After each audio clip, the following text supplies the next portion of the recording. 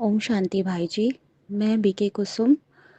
भाई जी, जब से मैंने ये आपने जो ये योग का प्रोग्राम स्टार्ट किया है, तब से मैंने इसको स्टार्ट किया है और 6 अप्रैल से मैंने दुआएं देने का और डायरी मेंटेन करने का भी काम शुरू किया है। तो मेरे जीवन में बहुत बड़ा बदलाव ये आया कि पहले भी मैं ज्ञान में लगभग 12 साल से हूँ। और पहले भी ज्ञान में हम चलते थे, डेली रूटीन को फॉलो करना, अमृत वेला, क्लास में जाना, मुरली सुनना और ये सब करते थे। लेकिन कई बार ऐसा होता था कि उमंग उत्साह में बहुत कमी आ जाती थी। लेकिन अब डेली ज्ञान का मंथन सुनना और उससे रोज़ का एक नया टारगेट मिलता है और उमंग उत्साह में बहुत बहुत ज़्यादा बढ़ावा हुआ है। साथ ही बहुत सारी छोटी छोटी चीज़ें जिसमें हम हताश हो जाया करते थे, उसमें बहुत बड़ा परिवर्तन आया है। और भाई जी, मुझे अपना 2 एक्सपीरियंस भी अभी रिसेंट वाले शेयर करने हैं। कि अभी बीच में कुछ एग्जीबिशन था जहाँ पर बाबा की स्टॉल लगा हुआ था, तो वहाँ पे भी हमको 3 दिन की सेवा मिली थी, मुझे आत्मा को। तो बाबा को बुला के और साथ में उनके साथ ही वो सेवा करी। तो बहुत अच्छी सेवा भी हुई, 450-500 लोग आए थे उसमें, उनको समझाने की सेवा। और सबको बहुत अच्छा लगा और पता नहीं बाबा ने मेरे मुख का इतने अच्छे से इस्तेमाल किया और जितने भी लोगों ने सुना उन्हें बहुत ही अच्छा लगा। तो बहुत अंदर से उमंग उत्साह हो रहा था। कभी भी इतना कभी कुछ बोला नहीं, इतना पब्लिक को फेस नहीं किया कभी। तो पता नहीं कहाँ से इतना कॉन्फिडेंस आया। और देखने में मैं आत्मा छोटी सी हूँ, तो लगता था कि कोई क्यों सुनेगा मेरी बातों को।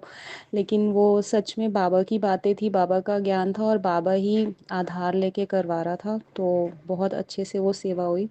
उसी में मुझे एक आत्मा मिली जिनको मैं मनसा सेवा ग्रुप के बारे में बता रही थी, तो उन्होंने अपनी शारीरिक प्रॉब्लम के बारे में मुझे डिस्कस किया।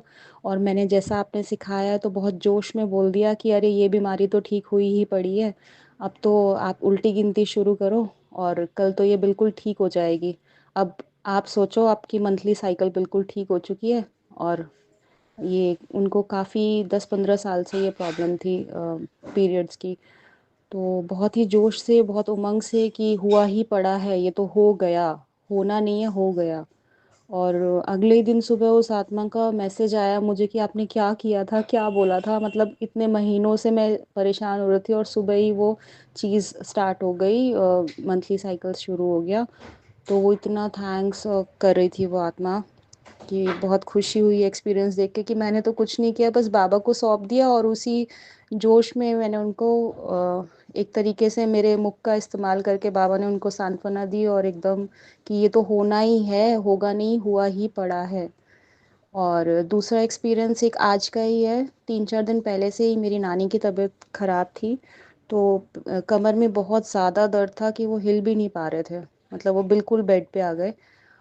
20 दिन से वो बहुत ज़्यादा तड़प रहे थे, उठ भी नहीं रहे थे। और क्योंकि उठ नहीं पा रहे थे तो खाना भी बंद कर दिया।